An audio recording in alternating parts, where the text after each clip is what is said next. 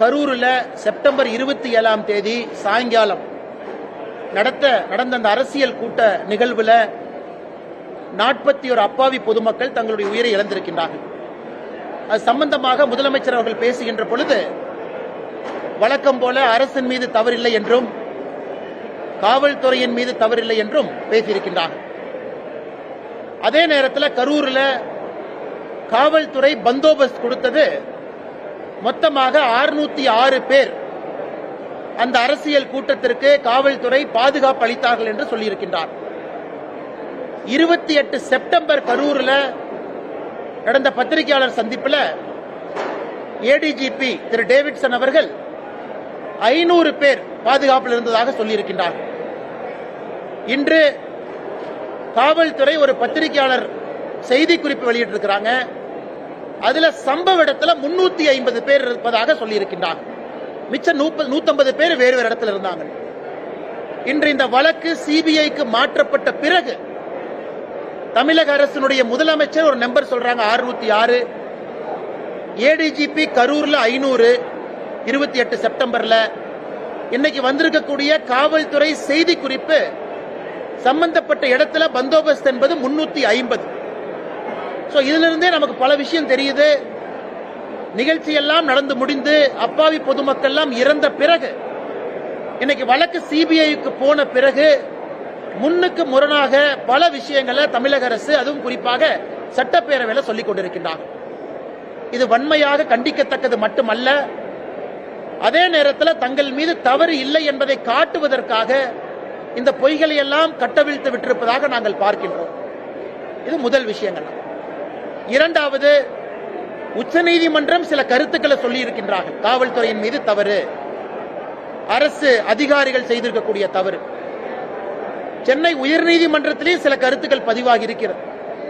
ஆனா முதலமைச்சர் அவர்கள் இன்னைக்கு பேசியிருக்கக்கூடிய விஷயத்தெல்லாம் பார்க்கும் பொழுது அரசின் மீதோ அங்கிருக்கக்கூடிய அதிகாரிகள் மீதோ அங்கிருக்கக்கூடிய காவல்துறையின் மீதும் எந்த தவறும் இல்லை என்பதை போல் பேசிக் கொண்டிருக்கின்றார்கள். அதையும் இந்த நேரத்தில் மக்கள் மன்றத்தில் சுட்டிக்காட்ட விரும்புகின்றோம். இந்த நேரத்தில் முதலமைச்சர் அவர்கள் முன்னுக்கு முரணாக பேசுவதை விட்டுவிட்டு உச்சநீதிமன்றம் அமைத்திருக்கக்கூடிய அந்த குழு சிபிஐக்கு முறையாக அவங்க ஆதரவு கொடுத்து உண்மை குற்றவாளிகளை கண்டுபிடித்து வெளியே கொண்டு வருவதற்கான முயற்சியில் இறங்க வேண்டும் என்று இந்த நேரத்தில் வலியுறுத்துகின்றோம்.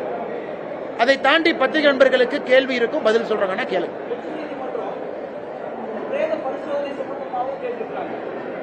உச்சநீதிமன்றத்தினுடைய அந்த அப்சர்வேஷனை பார்க்கும் பொழுது தமிழக அரசு சொல்லி இருக்கின்றார்கள், காலையில் அதிகாலை, அதாவது 28 செப்டம்பர் அதிகாலை 1:45 மணிக்கு முதல் போஸ்ட்மார்ட்டம் செய்ய ஆரம்பித்தோம்.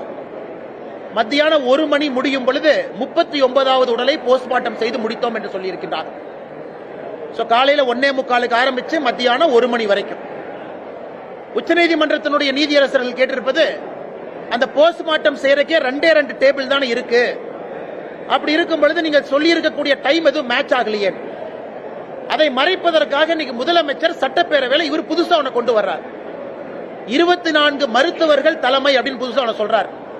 24 மருத்துவர்கள் தலைமையில இந்த உடல் ஆய்வுக்கூறு நடந்துச்சு, போஸ்ட்மார்ட்டம் நடந்துச்சுங்கிறாங்க. இன்னைக்கு உச்சநீதிமன்றம் கேட்கின்ற கேள்வியும் மக்கள் கேட்கிற கேள்வியும், காலையில 1:45க்கு 24 அரசு அங்க வரல, மருத்துவர்கள் வரல. முதல் 4 மணி நேரம் 5 மணி நேரத்தில் எத்தனை போஸ்ட்மார்ட்டம் பண்ணீங்க? முதலமைச்சர் சென்னையிலிருந்து அவசர அவசரமா வர்றாங்க. அவர் போவதற்கு முன்பே உதயநிதி ஸ்டாலின் துபாயிலிருந்து வர்றாரு. வந்தவுடனே போறதுக்கு முன்னாடி சில பேருக்கு மாலை போடணும், மரியாதை செய்யணும், போட்டோ எடுக்கணும் என்பதற்காக அவசர கதியிலே இந்த போஸ்ட்மார்ட்டம் செய்ததாகத்தான் நாங்கள் பார்க்கின்றோம். இது நிச்சயமாக சிபிஐ என்கொயரியில் இது வெளியே வரும்.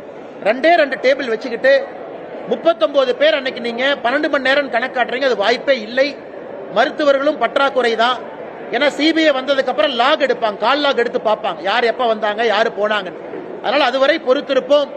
நிச்சயமாக அரசனுடைய பொய்களும் மாண்புமிகு முதலமைச்சர் ஐயா ஸ்டாலின் அவர்களுடைய பொய்களும் அன்னைக்கு வெளியே வரும் என்கின்ற முழு நம்பிக்கை எங்களுக்கு இருக்கு. அதே வேளையில் இந்த உடற்கூறாய்வு சம்பந்தமா அரசியல் செய்ய வேண்டாம் அப்படின்னு சொல்லி சுகாதாரத்துறை அமைச்சர் மாசுபொருள் எடப்பாடி பழனிசாமி சொல்லியிருக்காங்க. இதுல அரசியல் செய்வது அப்படிங்கறதே கிடையாதுங்கண்ணா. உச்சநீதிமன்றம் கேட்ட கேள்வியை நாங்க கேட்கிறோம், புதுசா நம்ம கேட்கலையே. உச்சநீதிமன்றத்தில் தமிழக அரசு வைத்திருக்கக்கூடிய வாதத்தில் இருக்கக்கூடிய ஓட்டைகளை உச்சநீதிமன்றம் சுட்டிக்காட்டி இருக்கின்றார்கள். அதன் அடிப்படையில் நம்ம கேட்கிறோம். இவர்கள் புதிதாக 24 மருத்துவர்கள் வந்தாங்க. 24 பேர் சேர்ந்து போஸ்ட்மார்ட்டம் பண்ணாங்க. போஸ்ட்மார்ட்டம் நமக்கு தெரியும், ஒரு மருத்துவர் இருப்பாங்க, அசிஸ்ட் பண்றதுக்கு இருப்பாங்க. போஸ்ட்மார்ட்டம் நடக்கும் சராசரியாக 45 நிமிடம் 1 மணி நேரம் வரைக்கும் அது போகும். அப்படி இருக்கும் பொழுது இவங்க சொல்ற கணக்கு எங்கேயுமே டேலி ஆகலையங்கன்னா 1:45 காலையில் ஆரம்பிச்சோம், மத்தியானம் 1 மணிக்கு முடிச்சோம், 39வது பாண்டியை ஹேண்ட் ஓவர் பண்ணிட்டோங்கிறாங்க. அதனால்தான் திரும்ப திரும்ப இவர்கள் எதையோ மறைத்து எதையோ செய்ய போய் எங்கேயோ போய் மாட்டிக்கிட்டாங்க.